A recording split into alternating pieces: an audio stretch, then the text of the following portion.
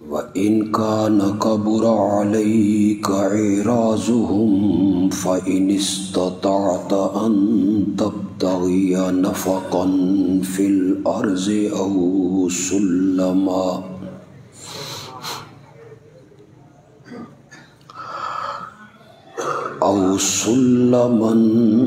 فِي السَّمَاءِ فَتَأْتِيَهُمْ بِآيَةٍ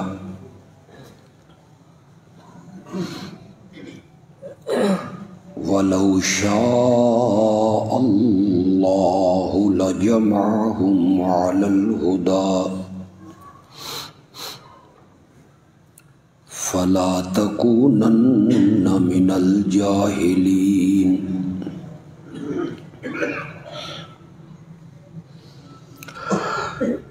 إِنَّمَا يَسْتَجِيبُ الَّذِينَ يَسْمَعُونَ وَالْمَوْتَى يَبْعَثُهُمُ اللَّهُ ثُمَّ إِلَيْهِ يُرْجَعُونَ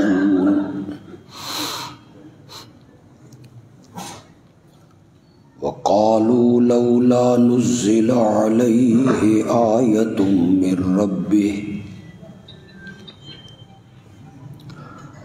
قُلْ إِنَّ اللَّهَ قَادِرٌ عَلَىٰ أَن يُنَزِّلَ آيَةً وَلَٰكِنَّ أَكْثَرَهُمْ لَا يَعْلَمُونَ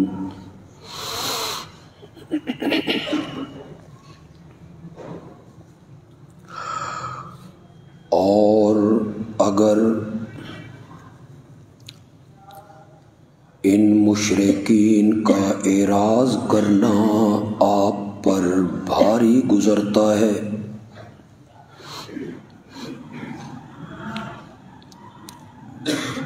کہ ان کا منہ مانگا معجزہ ان کو کیوں نہیں دکھایا جا رہا، تو میرے پیغمبر اگر آپ کے بس میں ہے تو آپ زمین میں کوئی سرنگ بنا لیں یا آسمان میں کوئی سیڑھی، پھر آپ انہیں وہ معجزہ لے آئیں اور دکھائیں۔ زبردستی کا ایمان مقصود نہیں ہے، اگر اللہ چاہتا تو ان سب لوگوں کو ہدایت پہ جمع کر دیتا، بس آپ نادانوں میں سے نہ بنیے گا۔ میرے پیغمبر مانتے تو وہ لوگ ہیں جو سنتے ہیں، اور یہ مشرکین مردوں کی طرح ہیں، اور مردوں کو اللہ اٹھا کھڑا کرے گا، پھر اسی کی طرف وہ لوٹائے جائیں گے۔ آپ کے مخالفین کہتے ہیں اس نبی پر کوئی نشانی اس کے رب کی طرف سے کیوں نہیں اتاری گئی، یعنی ایسی نشانی جسے ہم مانگ رہے ہیں۔ آپ جواب میں کہیں اللہ نشانی کے اتارنے پر قادر ہے، لیکن ان میں سے اکثر لوگ اس حقیقت کو نہیں جانتے کہ منہ مانگا معجزہ دیکھنے کے بعد جو قوم ایمان نہیں لاتی ہم اسے صفحہ ہستی سے مٹا دیا کرتے ہیں۔ اللہم صلی علی سیدنا و مولانا محمد النبی الأمی آلہ و اصحابہ و ازواجہ و اہل بیتہ وبارک وسلم ثم صلی علیہ۔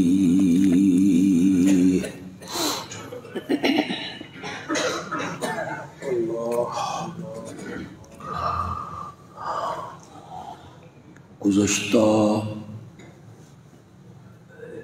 بہت سے خطبات میں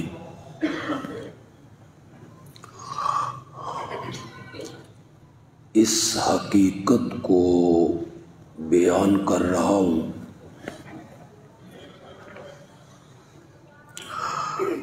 کہ انبیاء کے معجزات بھی برحق ہیں اور اولیاء کی کرامتیں بھی بجا ہیں،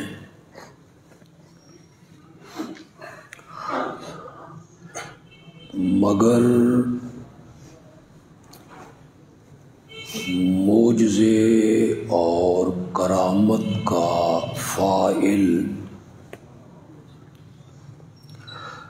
اللہ کا نبی اور اس کا ولی نہیں ہوتا،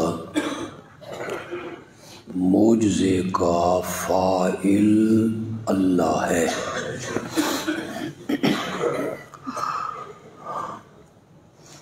یعنی معجزے میں ہاتھ پیغمبر کا ہوتا ہے، اختیار اور مرضی اور قدرت یہ پیغمبر کی نہیں ہوتی، عرش والے کی ہوتی۔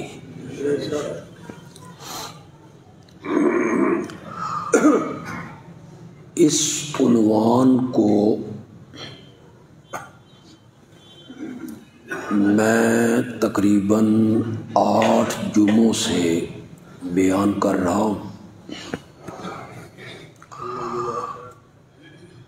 اور اس کی ضرورت بھی ہمارے معاشرے میں بہت زیادہ ہے، اس لیے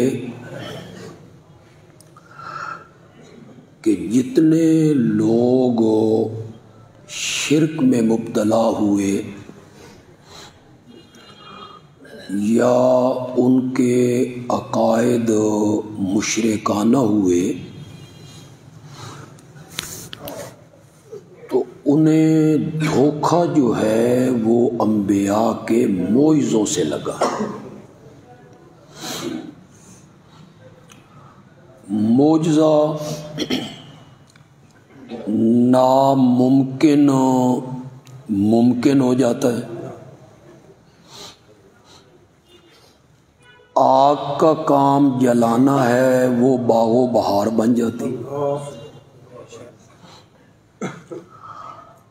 سمندر اور پانی کا کام بہانا ہے وہ حضرت موسیٰ کے لیے خشک ہو جاتا ہے،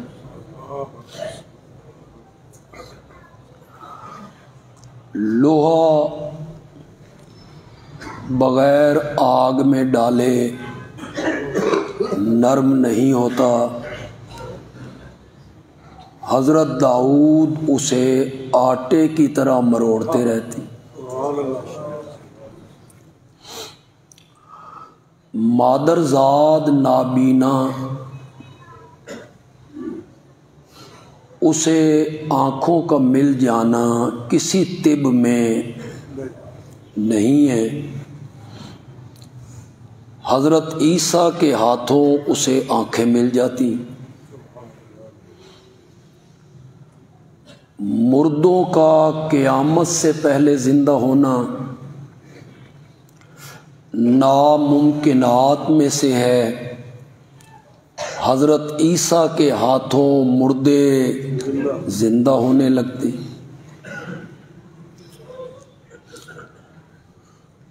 چاند کا 2 ٹکڑے ہونا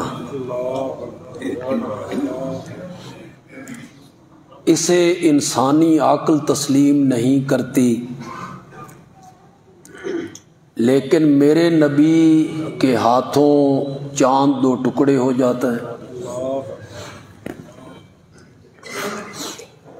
جانوروں کا کلام کرنا ممکن نہیں، میرے آقا کے ساتھ جانور کلام کرنے لگتے. چشمے پہاڑوں اور پتھروں سے پھوٹتے ہیں، میرے آقا کی انگلیوں کے درمیان سے چشمے نکلنے لگتے.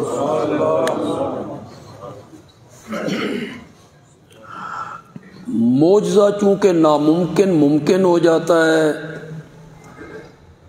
انہونی ہونی ہو جاتی ہے. یہاں سے لوگوں کو دھوکہ لگ گیا کہ آنکھیں عطا کرنا نبی کے اختیار میں ہے، سمندروں کو خشک کر دینا اس کے قبضے میں ہے، پتھروں سے کلام، جانوروں سے کلام اس کے اختیار میں ہے. جتنے لوگ شرک کے مریض بنے انہیں دھوکہ لگا نبیوں کے معجزوں سے. عیسائیت آج آپ کے سامنے، انہوں نے حضرت علی کو الہ مانا، معبود مانا. دھوکہ انہیں کہاں سے لگا؟ حضرت عیسیٰ کے معجزوں سے. لہذا میں سمجھتا ہوں کہ خطباء کو، علماء کو، ان کے لیے بہت ضروری ہے کہ لوگوں کو معجزے کی حقیقت سمجھائی جائے، انہیں بتایا جائے کہ معجزے میں اختیار مرضی پیغمبر کی نہیں ہوتی، ہاتھ پیغمبر کا ہوتا ہے، اختیار اور مرضی جو ہے یہ سمجھانے کی بہت ضرورت ہے. میں بار بار ہر جمعے پہ کہہ رہا ہوں کہ ہر جمعے کی میری تقریر فیس بک کے ذریعے کئی لوگ سنتے ہوں گے، اللہ کرے کسی کی سمجھ میں بات آ جائے، اسے سمجھ آ جائے کہ ہم دھوکے میں مبتلا ہیں، اسے معلوم ہو جائے کہ ہمیں فریب دیا گیا ہے. نبیوں کے معجزے سنا کر انہیں مختار کل ثابت کرنا، انبیاء کے معجزے سنا کر انہیں متصرف فی الامور ثابت کرنا، جو چاہیں وہ کر سکتے ہیں، ان کو اختیار حاصل ہیں. یہ ہے سب سے بڑا دھوکہ جو لوگوں کے ذہن میں بات بٹھانے کی ضرورت ہے کہ معجزے میں اختیار اور مرضی پیغمبر کی نہیں ہوتی. حضرت عیسیٰ علیہ السلام کے معجزوں کا قرآن ذکر کرتا ہے تو کیا کہتا ہے؟ بِإِذْنِ اللَّهِ، بِإِذْنِ اللَّهِ. اور یہ آیت جو میں ہر جمعے پہ پڑھ رہا ہوں اور اس کا ترجمہ بھی آپ کو سنا رہا ہوں، اس میں اللہ نے کیا کہا کہ یہ مشرکین معجزات کا مطالبہ کرتے ہیں، تیرا گھر سونے کا بن جائے، تیرے باغات لگ جائیں، مکے میں کوئی نہر جاری ہو جائے، پانی کی کمی دور ہو جائے، تو آسمان پہ چڑھ جائے، وہاں سے ایک کتاب پکڑ کے زمین پہ لائے جس کو ہم خود پڑھیں، پڑھانے کی ضرورت نہ ہو، پھر مانیں گے. تو کبھی کبھی مسلمانوں کے دل میں آتا کہ اللہ ان کے معجزے دکھا کیوں نہیں دیتا، اللہ ان کے منہ مانگے معجزے دکھائے تے رولا مک جائے. یہ جو کہتے ہیں کہ ہم مان جائیں گے، ایمان لے آئیں گے، تو دکھا دینے چاہیے ان کے معجزے۔ اس آیت میں امام الانبیاء کو مخاطب کیا، فَإِن كَانَ كَبُرَ عَلَيْكَ إِعْرَاضُهُمْ، معجزے کے نہ دکھانے سے یہ جو منہ موڑتے ہیں، اعراض کرتے ہیں کہ ہمیں ہمارا معجزہ نہیں دکھایا جا رہا، اگر یہ بات آپ پر بھاری گزرتی ہے، اگر آپ اس سے پریشان ہوتے ہیں، تو میرے پیغمبر تیرے بس میں ہے نا تو زمین میں کوئی سرنگ بنا لے، تیرے بس میں ہے نا تو آسمان کی طرف کوئی سیڑھی لگا، فَتَأْتِيَهُمْ بِآيَةٍ، اور ان کا منہ مانگا معجزہ ان کو لا کے دکھا۔ اگر آپ کے اختیار میں تو آپ یہ کریں۔ کتنی واضح دلیل ہے۔ اللہ کہتے ہیں اگر آپ کے بس میں ہے تو آپ کوئی سرنگ بنا کے زمین میں چلے جائیں، سیڑھی لگا کے آسمان میں چلے جائیں، پھر ان کا منہ مانگا معجزہ ان کو دکھا دیں۔ اور ایک جگہ پہ اللہ نے فرمایا میرے پیغمبر یہ کہہ رہے ہیں نا کہ تو آسمان پہ چڑھ جائے،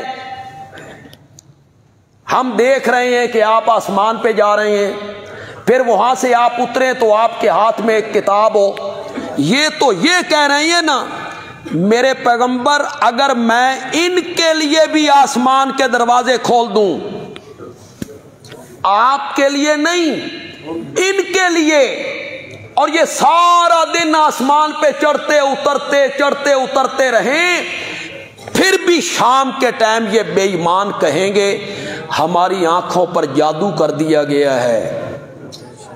یہ ضدی لوگ ہیں، انادی لوگ ہیں، یہ بہانے ساز ہیں، یہ مکر کرتے ہیں۔ انہوں نے معجزے دیکھنے کے بعد بھی ایمان قبول نہیں کرنا۔ یہ اللہ نے اس کی وضاحت کی۔ کتنی آیتیں ہیں قرآن پاک میں جس سے یہ بات ثابت ہو رہی ہے کہ معجزہ نبی کے ہاتھ پر صادر ہو رہا ہے، لیکن اس میں اختیار، مرضی، تصرف، قدرت وہ نبی کی نہیں ہے، وہ کس کی ہے؟ پھر ایک دفعہ مثال دے دیتا ہوں، کچھ نئے لوگ آ جاتے ہیں تو اللہ کرے ان کی سمجھ میں بات آ جائے۔ مقصد تو سمجھانا ہے نا، جمعے کا جو وعظ ہوتا ہے یہ کوئی تقریر اور خطاب تو نہیں نہ ہوتا، یہ تو ایک وعظ ہوتا ہے، اس میں کئی باتیں، کئی مضمون اس میں آ جاتے ہیں۔ اگر معجزہ نبی کے اختیار میں ہوتا، ضد نہ ہو نا ضد، تو جو دلیل میں دے رہا ہوں نا خدا دی قسم ہے بڑی مشکل دلیل، اس کا جواب کوئی نہیں کسی کے پاس، اتنی آسان سی دلیل ہے، لیکن شرط یہ ہے کہ ضد نہ ہو، اناد نہ ہو دل میں، ہٹ دھرمی نہیں، بندیالوی کہہ رہا ہے اس لیے نہیں ماننا، یہ ضد ہے، اناد ہے، یا ہمارے باپ دادا غلط تھے، ایک ذہن میں بات بیٹھ گئی، ہمارے باپ دادا غلط تھے، انہوں نے سمجھ نہیں آئی، وہ یہ کام کیا کرتے تھے، ہم بھی کر رہے ہیں۔ اس کے مقابلے میں آپ قرآن کی آیت پیش کریں، وہ کہتے ہیں ٹھیک ہے لیکن ساڑھے پیو دادے دا مذہب، ہمارے باپ دادے کا یہ طریقہ ہے، ہمارا باپ دادا یہ کام کیا کر، یہ کوئی دلیل نہیں ہے میرے بھائی، اہل علم کی یہ دلیل نہیں ہے، جہلاء کی دلیل ہے، یہ جاہل لوگوں کی دلیل ہے، اہل علم اس نہج پہ نہیں سوچتے۔ ضد نہ ہو، اناد نہ ہو، قرآن بھی کہتا ہے یہدی الی من ینیب، یہدی الی من اناب، انابت ہو، انابت، طلب و طلب، بندہ ہدایت کی طلب کرے، مولا مجھے ہدایت دے، سیدھا راستہ دکھا، خواہش کرے، تمنا کرے۔ قرآن پاک نے شروع میں کہا ذالک الکتاب لا ریب فیہ ھدی للمتقین۔ آپ تو یہ مانا کرتے ہوں گے یہ قرآن ہدایت ہے متقی لوگوں کے لیے، پرہیزگاروں کے لیے ہدایت ہے، جڑے پہلے ہی متقی نے ان کے لیے ہدایت ہے۔ واہ، ہدایت تو ہونی چاہیے گناہگاروں کے لیے، ہدایت تو ہونی چاہیے کفار کے لیے، ہدایت تو ہونی چاہیے فاسق و فاجر آدمی کے لیے، ہدایت تو ہونی چاہیے نافرمان آدمی کے لیے جو پہلے ہی متقی ہے، اس کو ہدایت دیتا ہے یہ قرآن۔ صابن وہ اچھا ہوتا ہے جو میلے کپڑے صاف کرے، دیا وہ ہوتا ہے جو اندھیروں میں روشنی پھیلائے، جڑے پہلے ہی متقی نے۔ میں یہ جانتا ہوں مفسرین نے اس کے جواب دیے، ہم قرآن کے طالب علم ہیں، ہمیں پتہ ہے مفسرین نے اس کے جواب دیے کہ یہ مال کے اعتبار سے کہا، مستقبل کے لحاظ سے کہا۔ اس تے بالکل سناٹے ہی چھا گئی، کک سمجھ نہیں ہے۔ مستقبل کے لحاظ سے، مستقبل کے لحاظ سے کہا کیا؟ جنہوں نے اس قرآن پر عمل کرنا ہے آخر کار انہوں نے کیا بننا ہے؟ آخر کار انہوں نے متقی بننا۔ ہن میں اپنے مدرسے دی مثال دیواں یا تواڈے یونیورسٹیاں دی مثال دیواں؟ میں تمہاری یونیورسٹیوں کی مثال دے دیتے۔ MBBS میں ایک لڑکا داخل ہوا، اس نے ابھی 1 سال 2 سال MBBS کر رہا ہے، ڈاکٹر بن رہا ہے۔ وہ چھٹیوں پہ گھر آیا تو بہنیں کہنے لگیں ڈاکٹر صاحب آ گئے نے۔ یہ کس اعتبار سے کہہ رہی ہیں؟ کہ آخر کار اس نے کیا بننا ہے؟ ابھی وہ بنا نہیں۔ ہمارے مدرسے میں ایک بچے کو داخل کیا گیا، قرآن حفظ کرے گا۔ یہ گھر گیا تو بہنیں کہنے لگیں حافظ اور آ گئے نے۔ ابھی تو وہ پہلے پارے میں، تو وہ بہنیں کس حساب سے کہہ رہی کہ آخر کار اس نے، اس حساب سے رب نے کہہ دیا ھدی للمتقین، کہ جنہوں نے اس قرآن پہ عمل کرنا ہے آخر نتیجہ یہ نکلنا ہے کہ قرآن پر عمل کرنے والے متقی بنیں گے۔ یہ معنی عام مفسرین نے کیا۔ اعتراض تو ہو گیا نا اس معنی پر، اعتراض ہو گیا، انہوں نے جواب دے دیا۔ ہماری جماعت کے جو شیخ ہیں رئیس المفسرین مولانا حسین علی رحمت اللہ علیہ، وہ ایسا معنی کرتے ہیں جس پر اعتراض کو نہیں، نہ جواب دینا پڑے، اعتراض نہیں ہوتا۔ انہوں نے معنی کیا، مزہ ہی آ گئے۔ انہوں نے متقی کا لفظی معنی مراد لیا، بچنے والا۔ متقی کا لفظی معنی کیا ہے؟ لغوی معنی کیا ہے؟ پرہیزگار، بچنے والا۔ معنی کیا یہ قرآن نری ہدایت ہے ان لوگوں کے لیے جو ضد سے بچ گئے۔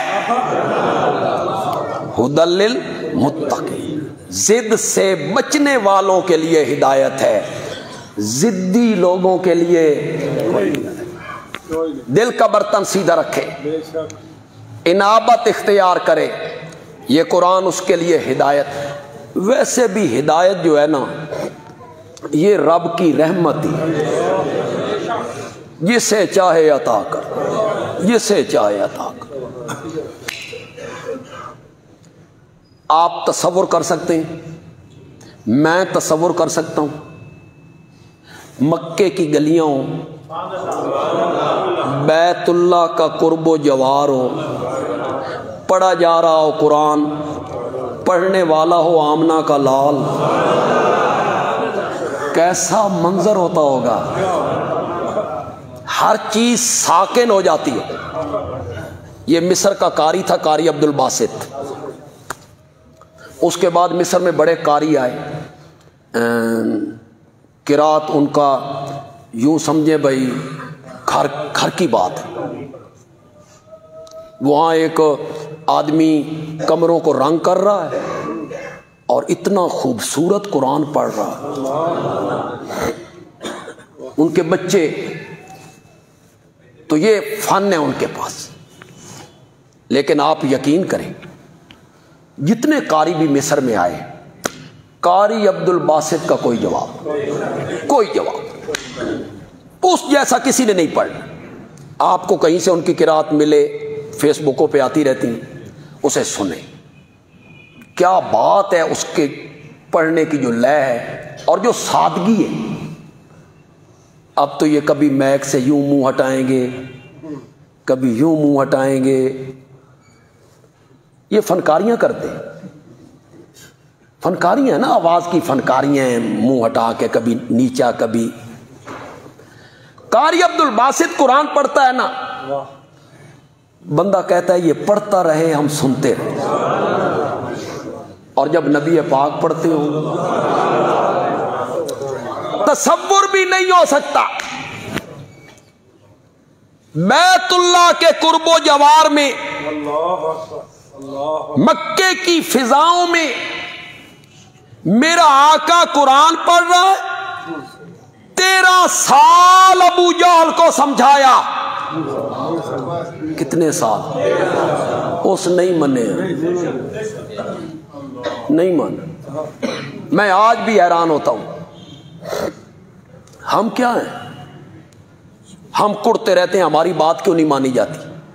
हम कुड़ते रहते हैं, हम दलाइल देते हैं, लोग सीधे रास्ते पर क्यों नहीं आते? हम कुड़ते रहते हैं, हम अल्लाह का कुरान सुनाते हैं, लोग शिर्क क्यों नहीं छोड़ते? लेकिन हमने कभी ये नहीं सोचा कि सुनाना हमारा काम है, मनवाना हमारा काम नहीं है। ये किसके हाथ में है?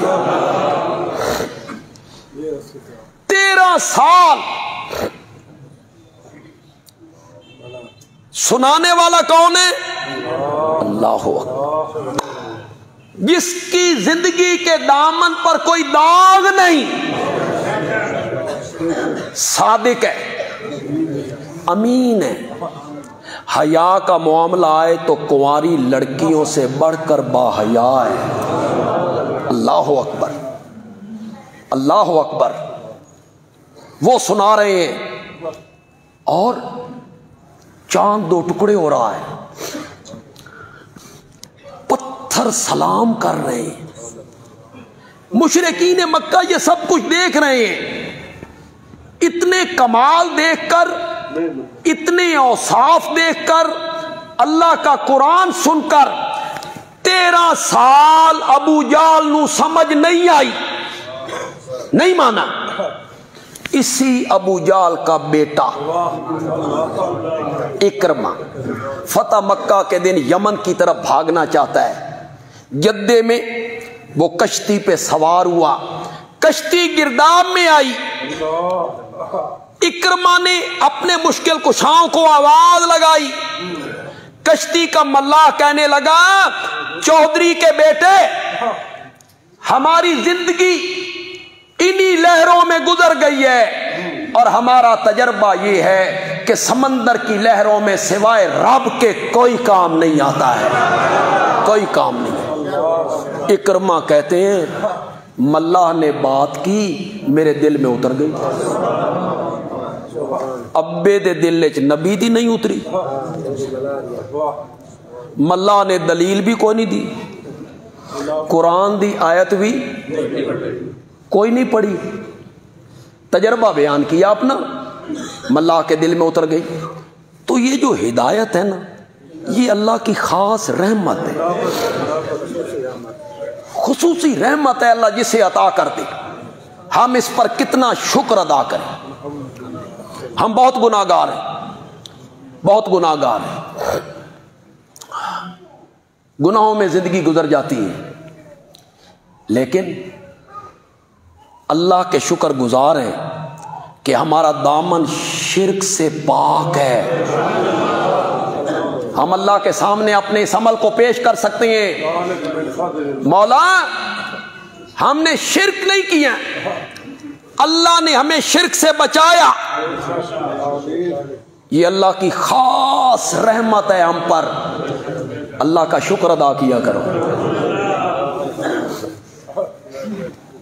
नहीं देखते हो कहां कहां लोग अपनी पेशानियां झुका रहे हैं? कभी नहीं देखा तुमने? जानवरों के सामने, लकड़ियों के सामने, सिर्फ अपने दरवाजे पे झुकाया। जो लोग فیس بک کے ذریعے مجھے سنیں گے، آپ میں کوئی نئے آدمی ہے مجھے سن رہا ہے، میں بیان یہ کرنا چاہتا ہوں معجزہ نبی کا فعل نہیں ہو۔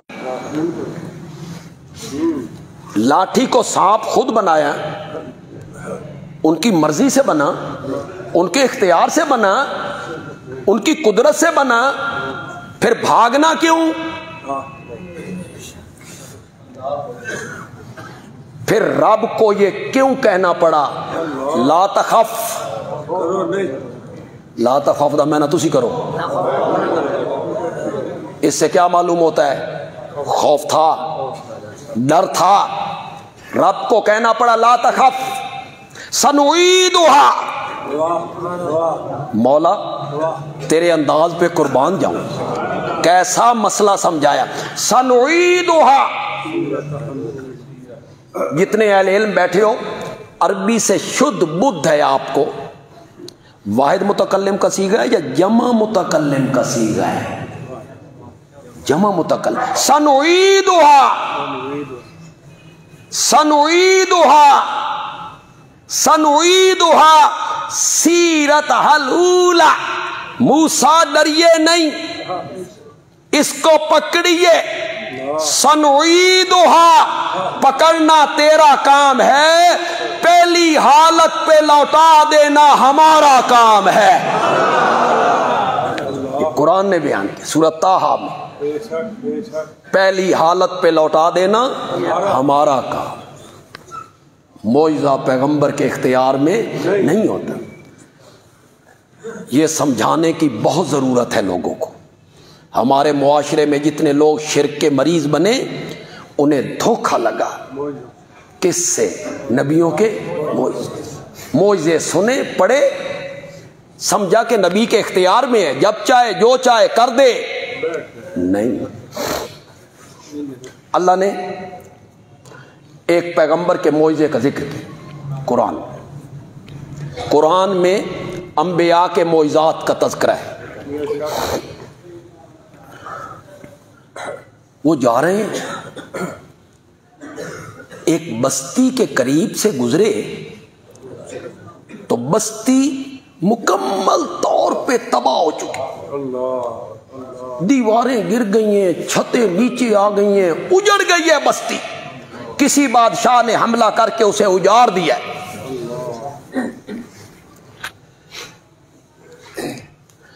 وہ تعجب کے رنگ میں کہتے ہیں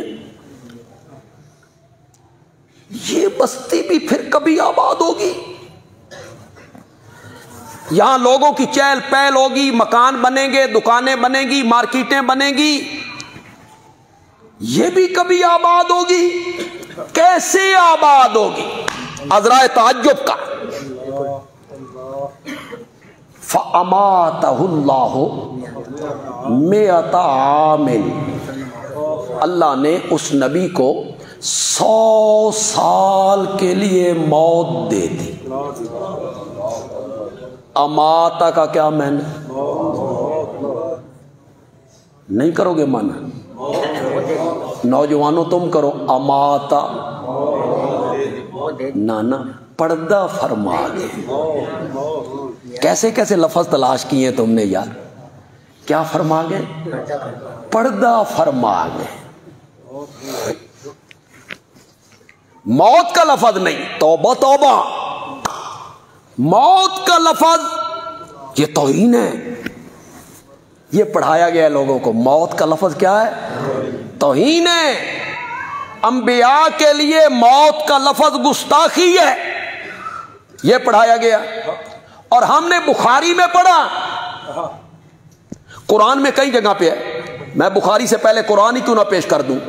وما محمد الا رسول قد خلت من قبلہ الرسل افئن مات، ماتا کرو مانا یار نبی پاک کے بارے میں، افئن ماتا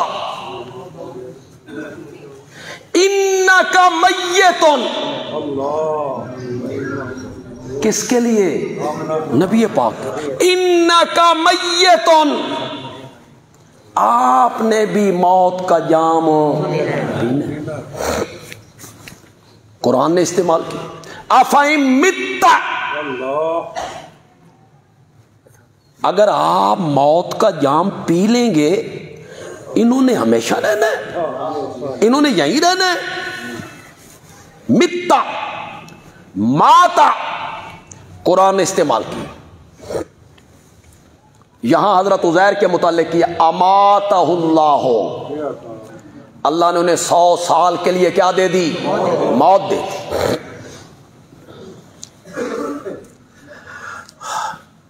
بخاری اٹھائیے، نبی پاک صلی اللہ علیہ وسلم آپ کا انتقال ہوا، روح مبارک جسد اقدس سے نکلی، صحابہ پریشان ہوئے.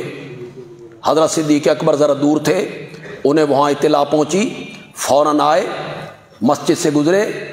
حضرت عمر کہہ رہے ہیں جو کہے گا نبی پاک فوت ہو گئے میں اس کی گردن قلم کر دوں.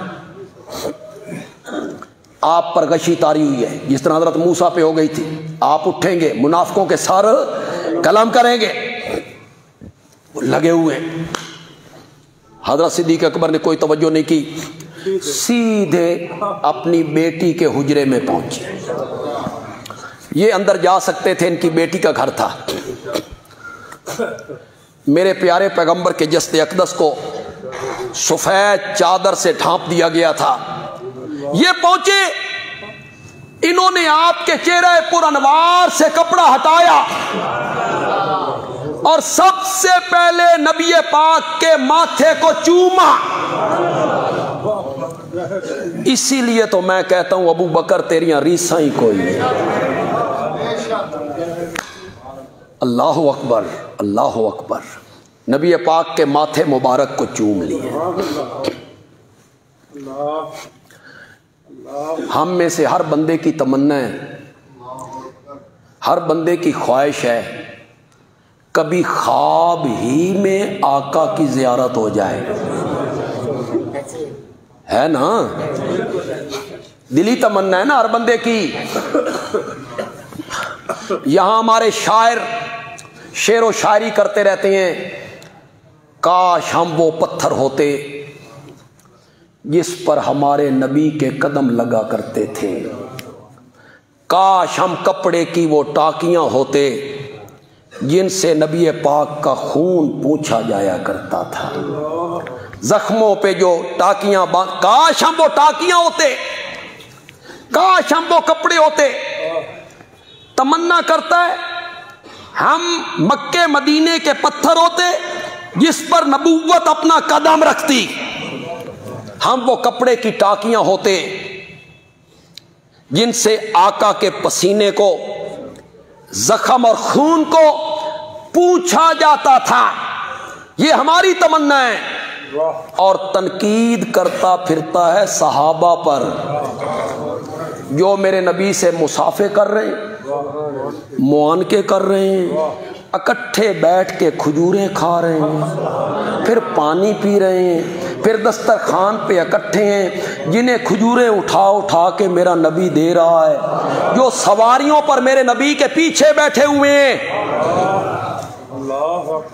جو سواریوں میں میرے نبی کے پیچھے بیٹھے ہوئے ہیں اور فرط محبت سے اپنا سینہ آگے کر کے نبوت کی پیٹھ کے ساتھ ٹکرانے لگتے ہیں، ٹکرانے لگتی ہیں.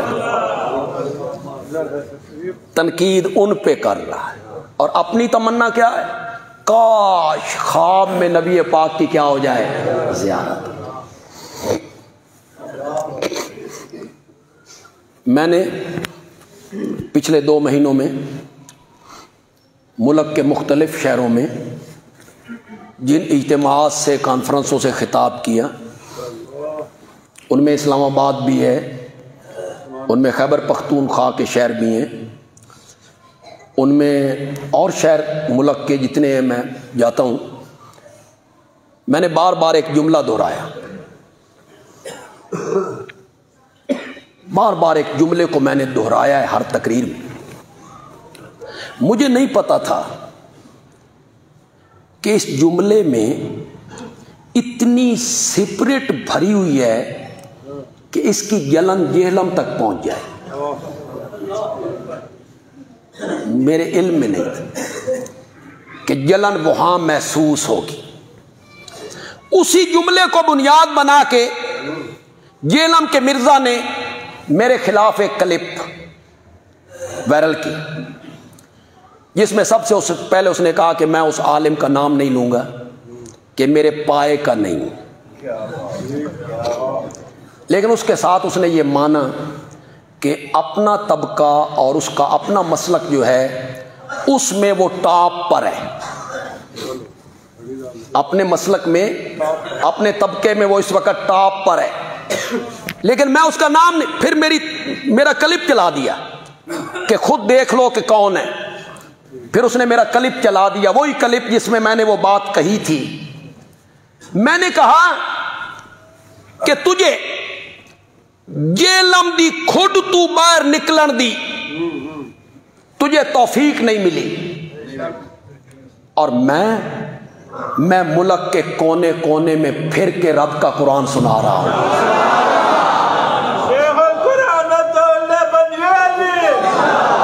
وہ جملہ اللہ دی قسم لگیا ٹھک کر کے بڑی تکلیف ہوئی ہے اس جملے کی. اتنے جرت شرت والی گل کون، اتنے علم دی گل، علم دی گل ہے. وہ میرا جملہ، میں اس جو کلپ ہے اس کا جواب انشاءاللہ کل اس کا میں جواب دوں گا. ایک قسط میں بھی نہیں دوں گا، 2-3 قسطوں میں دوں گا. میں بتاؤں گا کہ یہ شخص قرآن سے کتنا جاہل ہے، اسے مس بھی نہیں قرآن سے. روایات میں کھویا رہتا ہے نا، روایات میں تحقیق کرتا رہتا ہے، کھویا رہتا ہے. قرآن کے ساتھ اس کا کوئی تعلق نہیں، جہالت، نرا جاہل ہے. شاید میں اس کلم میں کہوں، لیکن آج اس مجمع عام میں کہوں گا کہ میں شعبان اور رمضان 2 مہینوں میں یہاں سرگودا میں قرآن کی تفسیر پڑھاتا ہوں. تو بھی شامل ہو جا، پڑھ لے ساڈے کول قرآن، ہم تجھے بتائیں قرآن کیا ہوتا ہے. تو قرآن میں تحریف کرتا ہے. قرآن میں جن آیتوں میں منافقین کا ذکر ہے وہ صحابہ پہ فٹ کرتا ہے. وَمِنْ أَهْلِ الْمَدِينَةِ مَرَضُوا عَلَى النِّفَاقِ، وہ کہتا ہے صحابہ کی ایک قسم یہ بھی ہے، اِنَّا لِلَّهِ وَإِنَّا إِلَيْهِ. تو صحابہ پہ تنقید کرتے کرتے یہاں تک جا پہنچا. وَمِنْ أَهْلِ الْمَدِينَةِ مَرَضُوا عَلَى النِّفَاقِ، مدینے میں کچھ لوگ ہیں جو نفاق پر چل رہے ہیں. صحابہ کی ایک قسم یہ بھی ہے. جملہ جو میں نے بار بار دہرایا، جس کی تکلیف ہوئی، وہ جملہ یہ تھا کہ صحابہ تاریخی اور کتابی شخصیات نہیں ہیں، صحابہ قرآنی شخصیات ہیں. یہ جملہ تھا. اس جملے کی تکلیف ہوئی. کہتا ہے اگر قرآنی شخصیات ہیں تو پھر ان صحابہ کا بھی ذکر کر. وَمِنْ أَهْلِ الْمَدِينَةِ مَرَضُوا عَلَى النِّفَاقِ. 14 صدیوں میں کسی مفسر نے اس آیت سے صحابہ مراد لیے ہے؟ تجھ میں جرت کسی ایک مفسر کا حوالہ پیش کر جس نے وَمِنْ أَهْلِ الْمَدِينَةِ مَرَضُوا عَلَى النِّفَاقِ سے صحابہ کا گروہ مراد لی. کہتا ہے ان کو بھی صحابہ کہا گیا ہے، ان کو بھی صحابہ. کیسے؟ حضرت عمر نے اجازت طلب کی کہ یا رسول اللہ مجھے اجازت دے دو میں عبداللہ ابن ابی کو قتل کروں، یہ گستاخ ہے، بے ادب ہے، میں اس کو قتل کروں.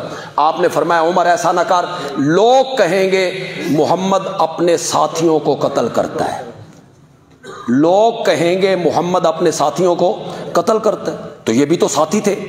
میں نے کہا واہ، میرے آقا کا ارشاد تو پڑھ. میرے آقا کیا کہہ رہے ہیں؟ میں کہتا ہوں کہ میرے ساتھی ہیں، میرے آقا نے کیا کہا؟ لوگ کہیں گے. لوگوں کا کہنا اور میرے نبی کا کہنا تو نے برابر کر دیا ہے. صحابہ کتابی شخصیات نہیں ہیں.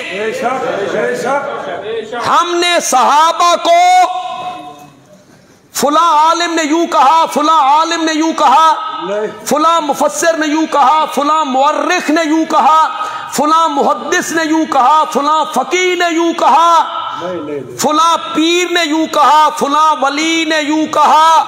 ہم نے صحابہ کو اقوال رجال میں نہیں دیکھنا، نہیں دیکھنا. ہم نے قرآن کے فرمان میں دیکھنا ہے. ہم نے یہ نہیں دیکھنا کہ فلاں مورخ کیا کہتا ہے. ہم نے یہ دیکھنا ہے کہ میرا رب قرآن میں میرے صحابہ، میرے نبی کے صحابہ کے بارے میں کیا کہتا ہے. کہتا ہے کہ وہ مولوی کہتا ہے صحابہ قرآنی شخصیات ہیں، قرآنی شخصیات ہیں. تو جن صحابہ کا تو دفاع کرتا ہے انہوں کا نام قرآن ہے، ان کا تو نام قرآن میں نہیں ہے. میں نے کہا صرف حضرت زید کو چھوڑ کر 1,00,000 سے زائد صحابہ ہوئے ہیں، دوسروں کا نام قرآن میں ہے. چلو حضرت معاویہ کا نہیں، عمر بن العاص کا نہیں، مغیرہ بن شعبہ کا نہیں، جن کا ہم دفاع کرتے ہیں. تو بول حضرت حسین کا ہے، حضرت علی کا ہے، حضرت صدیق اکبر کا، حضرت فاروق اعظم کا، عثمان ذو النورین کا، طلحہ و زبیر کا. کیسی بودی باتیں کرتا ہے کہ جن کا تم دفاع کرتے ہو ان کا کوئی قرآن میں ذکر ہے؟ قرآن میں تو دوسرے صحابہ کا بھی ذکر نہیں. زید کا بھی ذکر جو کیا ہے نا، اس ساڈے کول پڑھ. زید کا جو قرآن نے ذکر کیا نام لے کر، فلما قضا زید، واہ صرف زید ہے. قرآن نے ان کا نام لیا، نام لی. کیوں نام لیا؟ یہ کہلاتے تھے زید ابن محمد. کیا کہلاتے تھے؟ اللہ نے وحی اتاری، آیت اتاری، میرا نبی تم مردوں میں سے کسی کا باپ ہو نہیں ہے. آج کے بعد کوئی زید ابن محمد، زید ابن محمد نہ کہے، ان کو والد سے پکارو، زید ابن حارثہ، زید ابن محمد کوئی نہ کہے. حضرت زید کو تھوڑی سی تکلیف ہوئی. میرے نام کے ساتھ نبی پاک کا نام آتا تھا، وہ ہٹ گیا ہے. اللہ نے فرمایا فکر نہ کر، میں تیرا نام ایسی کتاب درج کر دیاں گا قیامت کی صبح تک پڑھا جاتا رہے گا. وہاں سورۃ احزاب میں ان کا نام ذکر کر دیا، فلما قضا زید. صحابہ کا نام قرآن میں نہیں ہے، نہیں ہے. لیکن صحابہ کو 2 گروہوں میں تقسیم کیا قرآن نے. سورت حدید کی آیت نمبر 10 میں صحابہ کے 2 گروہ بنائے. 2 گروہ، فتح مکہ سے پہلے ایمان لانے والے، فتح مکہ کے بعد ایمان لانے والے، فتح مکہ سے پہلے جہاد کرنے والے، فتح مکہ کے بعد جہاد کرنے والے. 2 حصوں میں تقسیم کیا ہے. تو نے اپنے کلم میں کہا صحابہ کی 3 کیٹیگریاں ہیں. قرآن صحابہ کی 2 کیٹیگریوں کا ذکر کرتا ہے، فتح مکہ سے پہلے ایمان لانے والے، فتح مکہ کے بعد ایمان لانے والے. پھر رب علام الغیوب ہے، اس کو پتا تھا کچھ لوگ آئیں گے، وہ کہیں گے جو فتح مکہ کے دن ایمان لائے، فتح مکہ کے بعد ایمان لائے، اے ایمان مجبوری دے، بس کوئی نہیں سی، کہاں جاتے، کیا کرتے؟ میرا نبی فاتح بن کے آ گیا تھا. یہ ایمان مجبوری اللہ کو پتا تھا، اس لیے اللہ نے صحابہ کے 2 گروہوں کا ذکر کیا اور اس کے بعد کہا مقام فتح مکہ سے پہلے ایمان لانے والوں کا زیادہ ہے، وہ افضل ہیں، اعلی ہیں، برتر ہیں، لیکن کلن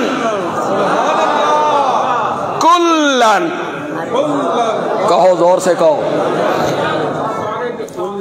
اللہ تمہیں قیامت کے دن صحابہ کے ہاتھوں جام کوثر پلائے، نبی پاک بھر بھر کے دے، صحابہ تقسیم کرنے والے ہوں، اللہ کرے ہم پینے والے ہوں، تو صحابہ سے ذرا کر کلن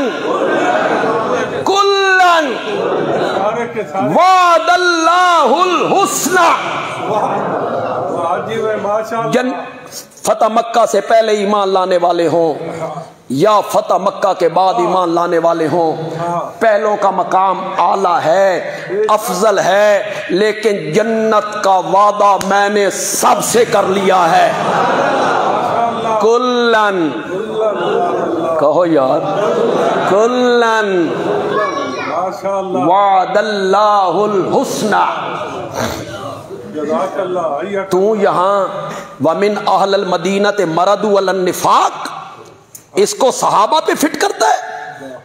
یہ بھی صحابہ کا ایک گروہ تھا، اس میں منافقوں کا ذکر ہے، میں اپنے کلم میں اس کا تفصیلی ذکر کروں گا، آپ اس کا انتظار کریں، میں ان تینوں آیتوں کا تفصیل کے ساتھ ذکر کروں گا۔ حضرت سیدنا صدیق اکبر نبی پاک کے چہرے پر انوار سے کپڑا ہٹایا، آپ کے ماتھے کو چوما، توڑیاں ریساں ہی کوئی نہیں، ہم تو ترس گئے ہیں۔ تم تھے جو نبی پاک سے معانقے بھی کرتے تھے، نبی پاک سے مصافحے بھی کرتے تھے، کبھی کبھی نبی پاک سے گفتگو، بات چیت اور مزاح، دل لگی کی باتیں بھی کر لیا کرتے تھے۔ بوسہ دیا، بوسہ دینے کے بعد سیدھے ہوئے اور ایک لفظ کہا، بخاری نے اس کو نقل کی، کوئی آدمی اس کی تردید کرے کہ نہیں ہے یہ لفظ، ادا کرنے والے سیدنا صدیق اکبر رضی اللہ تعالی عنہ ہیں۔ حضرت سیدنا صدیق اکبر نے فرمایا طبت حیا ومیتا، طبت حیا، کہو یار، طبت حیا، اگو میں آکھ جاؤ، اگر صدیق اکبر دا ایمان باقی رہندا نا، میتن آکھن نال ہمارا بھی باقی رہے گا۔ طبت حیا ومیتا، میرے پیارے پیغمبر تیری زندگی بھی پاکیزہ، تیری موت بھی پاکیزہ، تیری زندگی بھی پاکیزہ، تیری موت بھی۔ یہ میتن کا لفظ بخاری میں کتنا واضح لفظ ہے، اگر یہ گستاخی ہوتا، بے ادبی کا لفظ ہوتا تو سیدنا صدیق اکبر اس لفظ کو کبھی استعمال نہ کرے، ان سے بڑھ کر عاشق کوئی نہیں، امت میں سب سے بڑا، عاشق کا لفظ غلط نکل گیا یار، سب سے بڑا محب، امت میں سب سے زیادہ میرے نبی سے پیار کرنے والا اگر کوئی ہے تو وہ سیدنا صدیق اکبر ہے رضی اللہ تعالی عنہ۔ انہوں نے یہ لفظ استعمال کیا۔ جمعے کا جو خطبہ ہوتا ہے اس میں وقت کی جو قلت ہوتی ہے وہ قدموں کی زنجیر بنتی، تو چلتے چلتے جب عروج پہ ہم پہنچتے ہیں تو 1:45 بج جاتے، اور میں لحاظ کرتا ہوں وقت کی پابندی کا، میں نے کبھی 1-2 منٹ سے اوپر آپ کو انتظار نہیں کروایا، اور وقت کی پابندی کا خیال کرنا بھی چاہیے کہ کئی لوگوں نے آگے ٹائم دیے ہوتے ہیں، کسی شادی میں شرکت ہوتی ہے، کہیں سفر پہ جانا ہوتا ہے، اسی انہوں نے اتنے 3 بجے تک رگڑا لائی رکھیے، وہ بیچارے پریشان ہوتے، یہیں چھوڑ دیتے ہیں انشاءاللہ اسی جگہ پہ، اور انشاءاللہ آئندہ جمعہ یہیں سے شروع کر لیں۔ آپ ذرا جلدی آ جائیں گے تاکہ آپ آئندہ جمعہ شروع سے سن لیں۔ یہیں چھوڑ رہا کیا، وہ جو نبی نے کہا تھا کہ اللہ اس کو کیسے آباد کرے گا، فَأَمَاتَهُ اللَّهُ، اللہ نے اس نبی کو موت دے دی، 100 عام، کتنے سال؟ 100 سال۔ درس قرآن انشاءاللہ حسب سابق آج بھی 18 بلاک کی مسجد میں مغرب کی نماز کے بعد انشاءاللہ ہوگا جی۔ سورت مومنون آج شروع کرنی ہے جی انشاءاللہ۔ سورت حج ختم ہوئی پچھلے جمعے، سورت مومنون سے آغاز کریں گے۔ پہلا درس بڑا اہم ہوتا ہے، پہلے درس میں ہم پوری سورت کا ایک خاکہ نقشہ بیان کرتے ہیں کہ اس سورت میں یہ کچھ بیان ہوگا۔ ویسے بھی میں آپ کو ہر جمعے دعوت دیتا ہوں، آج پھر دعوت دے رہا ہوں، مجھے اللہ ثواب دے دے گا اور اللہ کرے آپ کے دل میں بھی میری بات اتر جائے، آپ بھی اس میں شریک ہوں۔ ہاں کوئی کام ہے، مجبوری ہے، کسی شادی میں شرکت، کسی جنازے میں شرکت، کسی کی بیمار پرسی، بے شک نہ آئیے گا، کوئی ضروری نہیں، لیکن اگر آپ گھر میں ہیں، فارغ ہیں، گپ شپ میں ہیں تو پھر یہ صحیح نہیں ہے، پھر اللہ کے قرآن کی طرف آ جائیے۔